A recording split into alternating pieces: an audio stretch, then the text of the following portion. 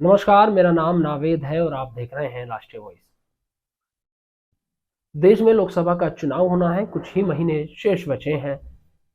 तमाम राजनीतिक दलों में उथल पुथल मची है।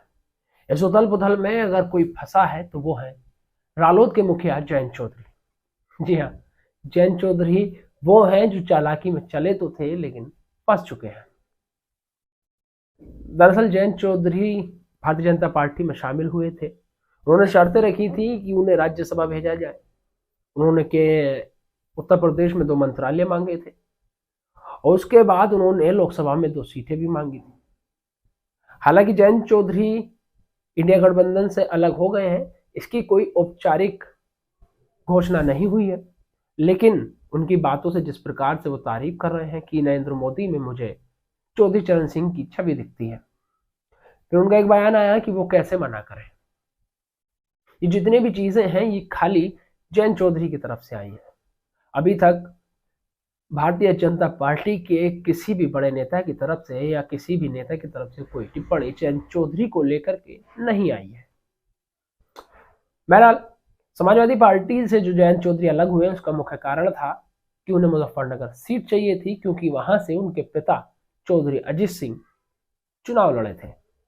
इसलिए वो एक बार फिर मुजफ्फरनगर को अपने घर की सीट बता करके लेना चाहते थे, लेकिन अखिलेश यादव से वो बातें नहीं बन पाई और वहां से एक कद्दावर जाट नेता हरेंद्र मलिक को मुजफ्फरनगर से समाजवादी पार्टी ने टिकट दे दिया। हरेंद्र मलिक वो इंसान है, बता दें आपको कि वर्षों पहले चलते हैं जब एक गुट चौधरी अजीत सिंह को मुख्यमंत्री बनाना चाहता था और एक गुट मुलायम सिंह यादव को मुख्यमंत्री बनाना चाहता था। ऐसे में तमाम लोग जो थे वो अपना बढ़ चुके थे। चौधरी अजीत सिंह वो इंसान थे जिन्हें विश्वास था कि जो जाट नेता है वो मेरी तरफ आएंगे। उन्हीं में से एक बड़े जाट नेता हुआ करते थे हरेंद्र मलिक। लेकिन हरेंद्र मलिक ने उस टाइम चौधरी अजीत सिंह पर नाविश्वास जता करके मुलायम सिंह पर जताया था, जिसके बाद चौधरी अजीत सिंह उन्हें पसंद नहीं करते थे। यही कारण था कि हरेंद्र मलिक मुजफ्फरनगर से टिकट चाहते थे और जयंत चौधरी हरेंद्र मलिक को अपने पिताजी की तरह पसंद नहीं करते थे। इसके कारण बातचीत हुई। कुछ लोग लिखते हैं कि जब 19 फरवरी को जयंत लखनऊ आए थे, अखिलेश यादव से बातचीत हुई थी। उस समय अखिलेश यादव और जयंत चौधरी के साथ एक और व्यक्ति था जो उस मीटिंग में बैठा था, उसका नाम हरेंद्र मलिक है। इसको लेकर के उसके बाद नाराजगी जाहिर की गई है। ऐसा सूत्रों के अनुसार खबर है कि जयंत चौधरी को नाराजगी थी कि आप राष्ट्रीय अध्यक्ष हैं, मैं राष्ट्रीय अध्यक्ष हूं, ऐसे में हरेंद्र मलिक का क्या मतलब। लेकिन हरेंद्र मलिक को सपा मुखिया ने बुलाया, बातचीत हुई, बात नहीं बन पाई, अलग सीटें दी गई, लेकिन मुजफ्फरनगर को लेकर के बात नहीं बनी, जिसके कारण जयंत अलविदा कह गए।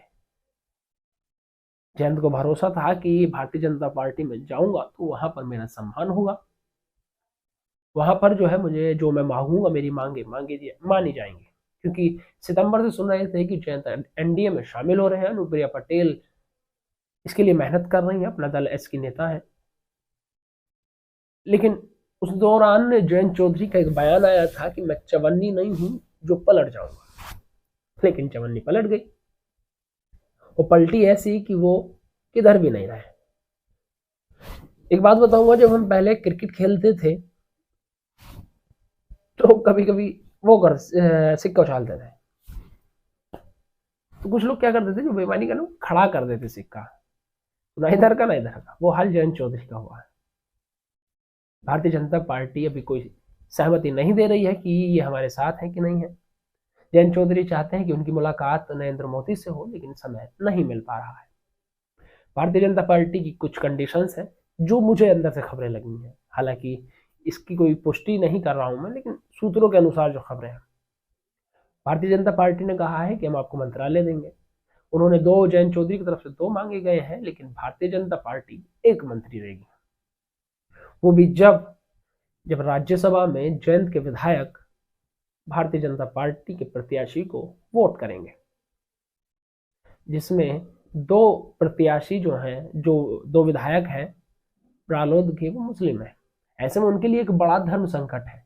गुलाम मोहम्मद है और एक और विधायक है अब ऐसे में अगर वो भारतीय जनता पार्टी पर वोट डालते हैं, भारतीय जनता पार्टी के कैंडिडेट को वोट डालते हैं, तो उसके बाद फैसला होगा। हालांकि संभावनाएं कम है, क्योंकि गुलाम मोहम्मद उनमें से एक विधायक हैं जो सपा के प्रत्याशी रहे थे, हालांकि रालोद के सिंबल पर थे।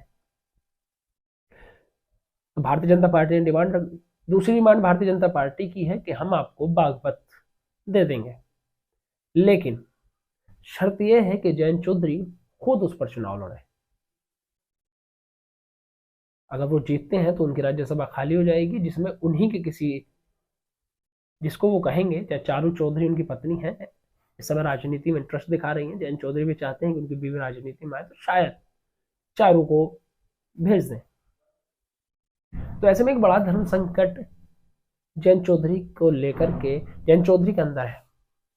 जयंत चौधरी ना इधर के रहे ना उधर के रहे। उन्होंने भारत रत्न के बाद इमोशनल हो गए या उत्सुकता कहें, जो भी हो, लेकिन वो समझ नहीं पाए। उन्होंने जल्दबाजी में कह सकते हैं कि उन्होंने बयान दे दिया कि प्रधानमंत्री नरेंद्र मोदी में मुझे अपने दादा का दादा दिखते हैं। चौधरी चरण सिंह की बात कर रहे हैं। उनसे पूछा गया कि आप गठबंधन में शामिल होंगे क्या, एनडीए में साथ जाएंगे क्या, तो उन्होंने कहा कि मैं किस मुंह से मना कर सकता हूं। ये दो बयान जयंत चौधरी ने जल्दबाजी में दे दी। उन्हें लगा था कि उनका सम्मान होगा, प्रधानमंत्री नरेंद्र मोदी उन्हें मिलेंगे, लेकिन प्रधानमंत्री नरेंद्र मोदी से उन्हें समय नहीं मिल पा रहा है।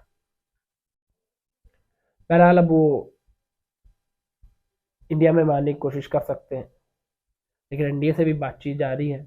लेकिन जो होगा वो राज्यसभा चुनाव के बाद होगा। भारतीय जनता पार्टी फूक फूक कर कदम रखने वाली है।